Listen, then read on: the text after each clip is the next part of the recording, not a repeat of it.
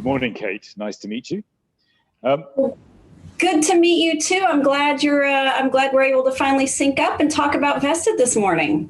Yeah, look, I'm absolutely fascinated to see how you're going to talk about Vested, because you're one of the real drivers behind Vested. Do you want to give the background about how all this came about in the first place?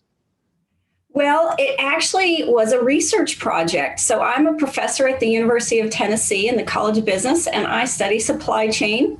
And the Department of Defense and the U.S. Air Force reached out to us at the University of Tennessee. We're one of the top schools in the world in supply chain management, and said, we have a real hard time with some of our larger, more complex, more dependent suppliers. Many of these would be, quote, outsourcing suppliers. They don't use the word outsourcing, they use services acquisition. And they said, will you take a peek at this and see if there's a better way that we could work with these more strategic relationships? So was it originally it was found for government contracts, is it? And it's kind of expanded from there. It did. It originally started with government contracts, and being coming from the practitioner community before being an academic, I scratched my head and I said, well, maybe, just maybe, there's people outside of government contracts that do this better than you. So let us look at some of the world's best outsourcing deals.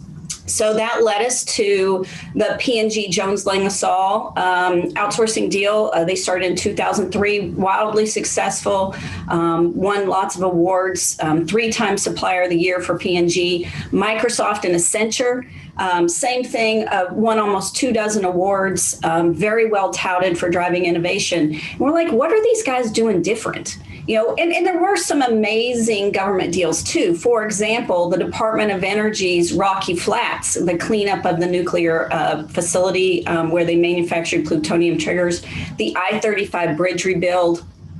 So there were some great government contracts, just like there's some great private contracts and non-great private contracts. And we wanted to look at what the best were doing and why they were able to be successful when others weren't. Everybody will say they like their strategic partner, but then they don't always like them or love them. So what does make the difference? What is special about Vested? That's a great question. And it became the topic of our first book, Vested Outsourcing: 5 Rules That Will Transform Outsourcing. First and foremost, it's a mindset, right? So before we can do anything tactically, we have to go to these relationships with the right mindset. And we call that a what's in it for we mindset. You think about it, and you're taught in negotiation, what's in it for me? Right? Oh, well, understand the other person's interest, but you're still negotiating. You're still sitting across the table.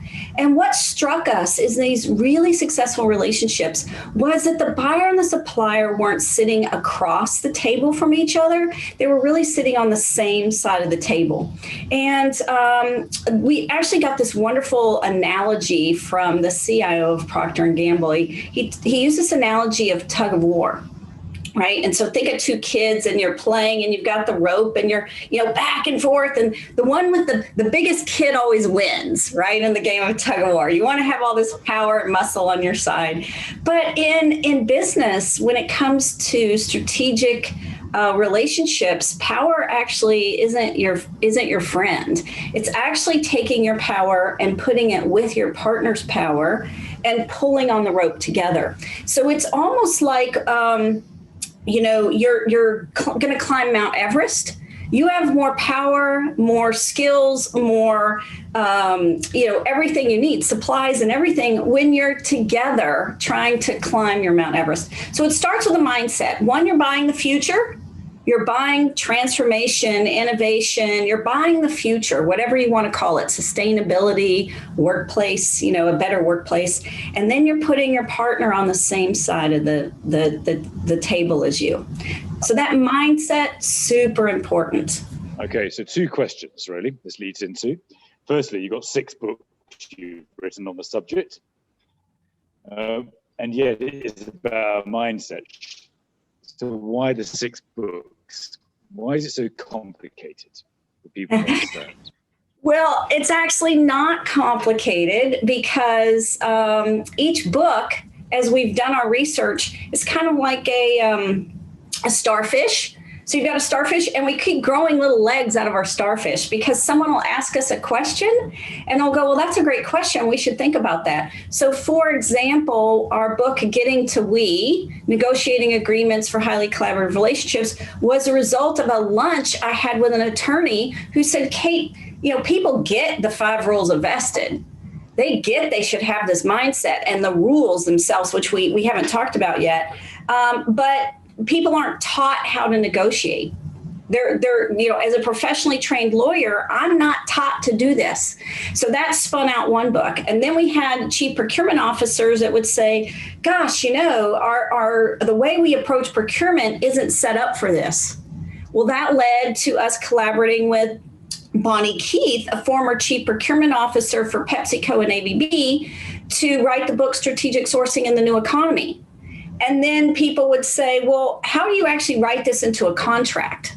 I get the rules now, but how do you translate that into a contract? And that's led to our latest book, Contracting in the New Economy, about relational contracts. So, any good research and science, it just builds on itself. You open one door and then you find another door. And so the whole concept is just expanded. What was really the mindset in 5 rules? Well, how do you write the contract? How do you negotiate that? How do you bring that back up into procurement? And that's the reason why we just keep going. People have great questions and we're curious researchers. We just keep going, well, that's a good one. Let me study that. And if it's good enough, we write a book about it. Fair enough. Now, I think the U.S. Air Force first approached you in the mid-90s, was it? 1993, 1994? Actually, it was 2003. So in the mid-90s, they began, it was actually around 1998, they began to explore what was known as performance-based contracts, in some industries known as managed services deals. And some were wildly successful and some weren't. And it was really puzzling to them. Why was the Navy Honeywell contract for maintenance of their APUs so successful, and the Air Force Honeywell APU maintenance contract not so much? Same Honeywell. What made the difference? It's the same APUs. What made the difference between the Navy and the Air Force contract? Same thing with engines. Why is the Navy GE engine maintenance contract down in Jacksonville so successful, and the GE contract at Tinker Air Force Base for engine maintenance not so successful? And so it's by comparing, it's the same supplier. And this is what's kind of funny in your industry. I mean, I look at, some of the big suppliers. ISS, for example, I think they have 500,000 employees. It's mind-boggling how big they are. Thousands of clients. Why are some of their clients awesome? They have awesome deals with, and some of them they're just like, and I could change the logo, put Compass on it, put Aramark on it, put JLL, CBRE, change the logo. If you do the same, if you work the same way with your supplier, you can change whatever logo you want. You're going to get the same results. Maybe hold up the mirror and put it to yourself and say, I've got to be thinking how I'm buying differently. So what are the 5 rules? So great question. I'll give you the elevator pitch because I literally have a whole class on teaching people how to implement the 5 rules and write these contracts. But real simply, rule number 1 is outcome-based versus transaction-based business model. So if you want business outcomes, you have to change the underlying constructs of the business model. Most business models today are transactional. So I'll use an analogy here of a rat on a treadmill. So the supplier's the rat, and each time they do work, they're given a little piece of cheese. So you put them on a treadmill and say, clean the bathrooms, more cheese, give me some catering, more meals, right? So I pay per meal, per unit, per janitor, per whatever. And it's got a perverse incentive because the suppliers then are all about the revenue, right? Actually, the more inefficient we are, the more money they make. So as a buyer, I want to counter that and I use my muscle, and I use SLAs and penalties if you don't perform. And so instead of being on that same side, we're actually negotiating and using our power, right? Where instead we should just flip the business model to an outcome-based business model. What is it that the buyer wants? Contract for the end game. So think of climbing Mount Everest. So if I get to base camp, we get more money. If I get to the next camp, we get more money. If I get to Mount Everest on my goals, lots of money for the supplier. So we have to flip the way the supplier makes money to link to our outcomes. So rule 1, outcome-based business model.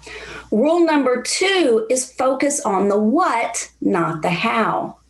And the reason why I want to do that, I don't want to have this spec and I'm telling you how to do the work, because the suppliers are the experts.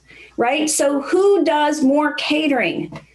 Compass and ISS, or you as the buyer? This is all they do for a living. And so sometimes we just feel like we can't trust our supplier, or we're different, and we have to tell our suppliers how. And it trickles all the way into our contracts. Supplier shall, supplier shall, supplier shall. Well, if I'm a really awesome chef, trust me, I don't want to work for the company who tells me how to make the best meal. It annoys me. So focus on the what, not the how. And it's going to bring out more innovation, more great ideas. The people will want to work there more because that's their expertise. And so we have to cater to that expertise. You're the expert. I'm not going to tell you how to do the job. I'm going to tell you my problem. You're going to solve my problem. So rule 2, focus on the what, not the how. Rule number 3 is clearly defined and measurable desired outcomes. If I'm going to buy outcomes, I have to measure for outcomes. And a common trap that people have is to have SLAs and micromanage the metrics. And because I don't trust you, I've got my clipboard, I'm going around, right? And again, it just creates this distrust in the relationship. So focus on the metrics. I love metrics, but have metrics that are where you're going, not where you've been, right? So look ahead. It's like having the dashboard in your car versus the rearview mirror. So that leads us to rule number 4, which is a pricing model with incentives that optimize the business. And it links right back to that rule 1, right? So a transaction-based business, every unit, every shipment, every mile, every meal, every hour of catering we're going to pay for. And in a vested agreement, we have a pricing model, not a price, with incentives. So I'm linking the supplier's profitability to my Mount Everest. So you're at Mount Everest is my Mount Everest. You're the expert. You're my Sherpa, as I like to say. If I'm the climber, you're the Sherpa. And the safer we are, the faster we get there and get back safely. The higher we climb in our Mount Everest, the more profit the supplier makes. So think of it as we win together, we lose together. We win together, we lose together. And that's hard to do. And it's based on total cost of ownership. So it's not just about the budget, it's about the boundary spanning business outcomes.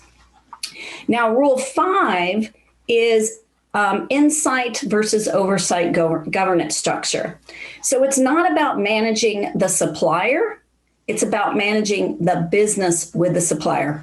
So we have design mechanisms, and we would teach organizations how to use these design mechanisms and architect a deal that follows these rules all the way down into the contract. Really interesting. A lot of what you're talking about is trust. And actually the cynic may push back saying, do you really need the vested model to talk about something which is just really about partnership, collaboration, and trust? Shouldn't that just be a rational thing for people to do? Well, it should be. And Dell actually said that in their case study. It's radical common sense. Why don't we do it? Right. And so I would argue if somebody already has a great trusting relationship and are getting the outcomes that they want, don't pick up my book. You already know it. But it's for the hundreds and thousands of companies where we've perfected the art of functions.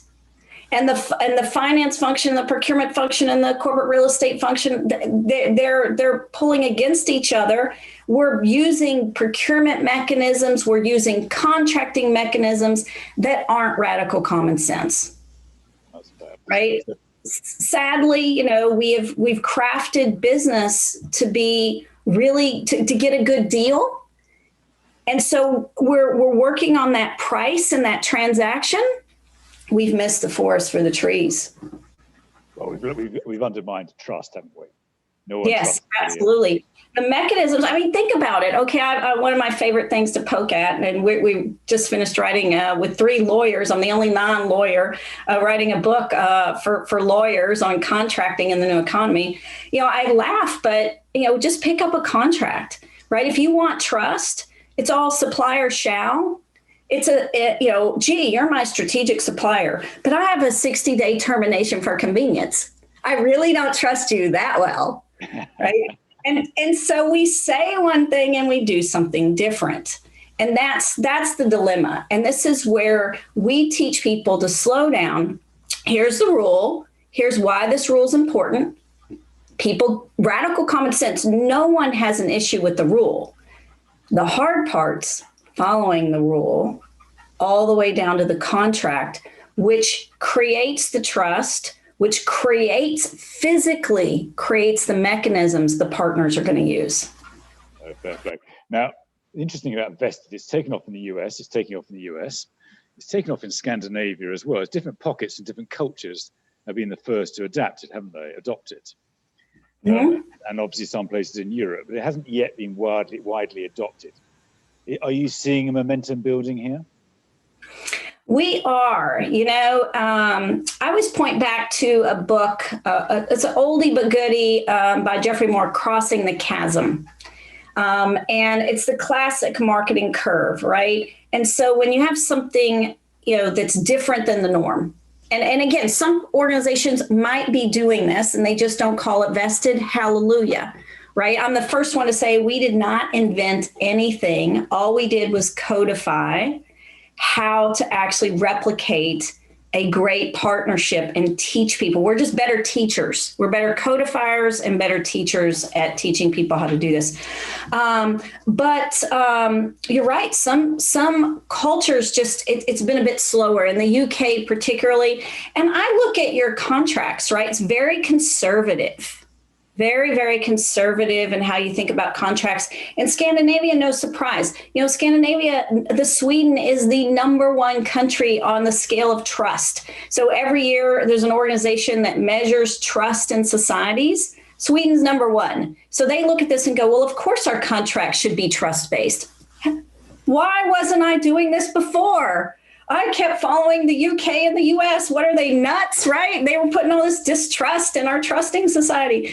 And so we really want to just teach people how to create that environment, because the process is very important. One of my pet peeves is if somebody, people ask us, well, just show me the contract and I'll just copy the clauses. No. It really doesn't work. You can take someone else's shared vision and guiding principles, but it's not yours. The process is what the co-creation is what builds the trust. The transparency is what builds the trust. So if I'm just a buyer and I copy the clauses and say, well, there's a vested agreement, you haven't built the mechanisms. You haven't built the trust and the transparency. So the process is what's in the magic. So if it's all about trust, why we had such a problem getting our heads around it and developing it, do you think? Well, trust is kind of a nebulous thing. It's I love this quote from Justice Potter, the Supreme Court Justice in the 1960s about pornography. I'll know it when I see it, right? Well, trust is kind of the same thing. How do you put your finger on it? We know it's good. Literally, hundreds of research papers have been written on trust and trying to build trust and stuff like that. So we don't invent anything. Stephen Covey's book, The Speed of Trust. We know that when you do that, it's a great thing. What we've done is created a methodology and a playbook to build and establish that trust. So you do, for example, the first step in a vested methodology is to lay that foundation of trust, transparency, and compatibility, to have those discussions. For example, we create a transparency commitment matrix. So you say you want to be transparent. Well, let's just talk about what you commit to be transparent about. So it's not a guess. You say you want outcomes. Well, let's sit down and create a shared vision. Let's sit down and write your guiding principles about when business happens, what would be the social norms, what would be the rule set of how I make a decision that really is equitable, right? It's about behavior. It is. So we bring in, and we write about this. I don't tout it, when I'm in an interview like you, but you kind of brought it up. But our research is really based on behavioral economics. So we have a whole chapter in the first book on the economics of outsourcing. Our contracting book has three chapters just on the economics and science. Oliver Hart, Nobel Prize winning economist, co-authored a Harvard Business Review article for us. So our work really is steeped in the research of behavioral economics, but it's radical common sense. So we marry up that. Oliver actually just wrote the foreword for our new book. And he said, rarely do you ever see theory and practice meet. And this is a place where it does. So you are the driving force behind Vested. In many ways, you're the voice of Vested. What drives you? What's inspired you to drive this forward over the last 18 years? Well, first I have to correct that statement. I may be kind of the person in orange behind it, but every single book we have, I have multiple authors. We have multiple faculty. I'm just the little pointy person on the end that gets to chat in these interviews, right? But there's a lot of people behind the scenes or even in the front of the scenes, David Friedlinger, Swedish attorney, Bonnie Keithwright, that choose to collaborate with us. And that makes me super excited. When a Swedish attorney I don't know from Adam reaches out and said, I love your first two books, and I'm an attorney and I'm trying to think how to do this. And I'm like, that's really cool. How would we make this stronger in contracts? Great question. That's led to us co-authoring two books together. And so it really is, it's kind of a little snowball. People will read it and they'll go like, this is really cool. Let's work on something. And this is the starfish.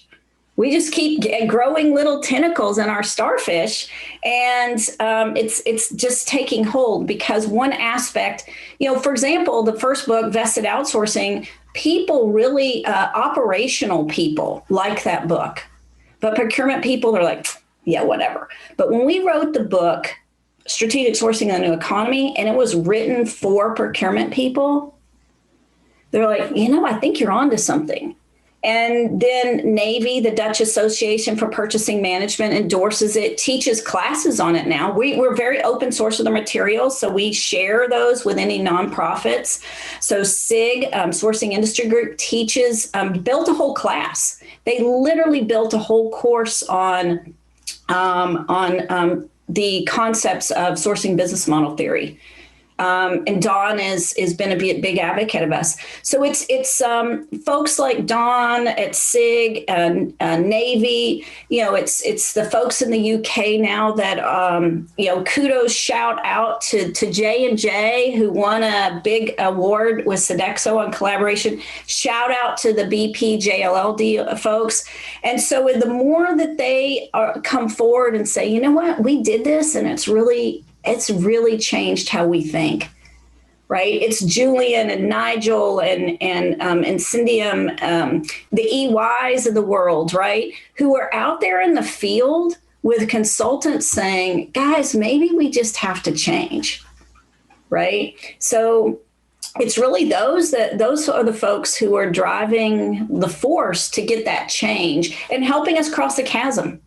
Right. Because at first we were like, I remember going to a conference, Chris, and I gave a keynote speech, and someone said, great speech, Kate. It'll never work.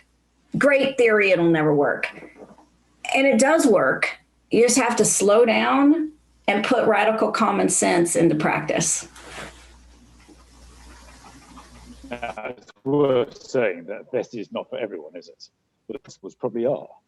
Is that fair? That is absolutely fair. I am the first one to say that. People always think, well, you're wearing orange, you're promoting vested. And it's like, you know what? I have a whole book that says vested's not for everyone. So I encourage those naysayers to pick up the book, Strategic Sourcing in the New Economy.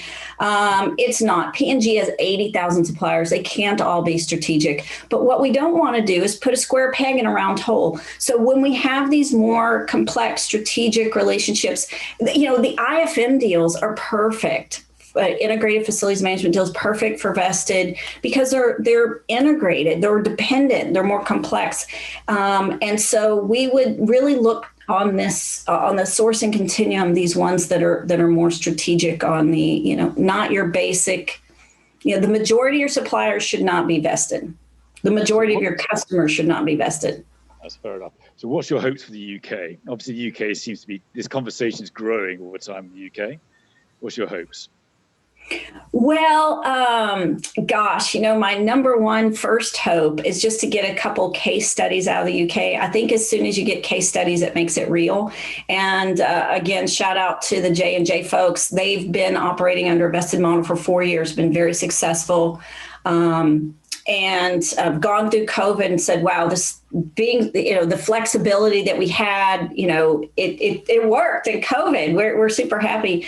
And so they're allowing us to do a case study. I'd love to see a BP case study. So the more we get a couple of case studies out there, the more I think it's going to be good. So that's my short-term goal. And my long-term goal is that we would have more certified deal architects trained in the methodology. That's when we really start to see it take off. So if you look at the Nordics, we've got 20 certified deal architects. This is not a new thing, right? So people are skilled in the marketplace, just like back in the day, Six Sigma and Lean, and they started out with Six Sigma black belts. Well, we're training that next generation of black belts. We call them certified deal architects. And so the more people that we have trained that are in these countries, of course, the more it's going to take off. So I really look forward to having more certified deal architects as more deals do vested. And I think that's when you're going to really see the uplift in the UK. Now, final question is that people believe that COVID and the pandemic has created a catalyst for change because actually it's allowed people to want to do collaboration. Do you agree? I do agree. People don't like to change. Chris, the only one that likes change is a wet baby. And so, COVID was a big splash of a dump. And so now we have a lot of wet babies out there like, I need to change. And it's because we've written these rigid contracts. If you had a rigid contract in COVID, you probably weren't very happy with your supplier, and your supplier probably wasn't very happy with you. And so I do think it has helped. And I think it's almost a perfect storm for the vested concept and sourcing business model theory and practice, because we've been saying strategic partnership for a while, right? And we don't do strategic partnerships.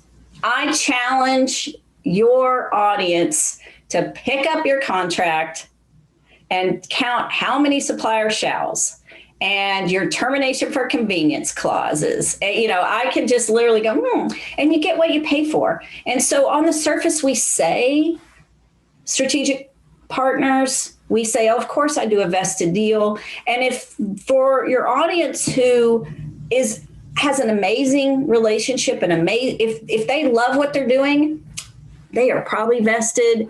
Check the box, right? Don't do what we say. But if you're frustrated, maybe, just maybe, there's a better way. That's very great, Kate. It's been lovely to meet you today. That's absolutely great. Enjoy the rest of the day. I know it's 7 o'clock over there, so I really thank you for getting up so early. And thank you for this. And I look forward to meeting you again in due course. Fabulous. Well, thanks for letting me share our research with your audience. It's a pleasure.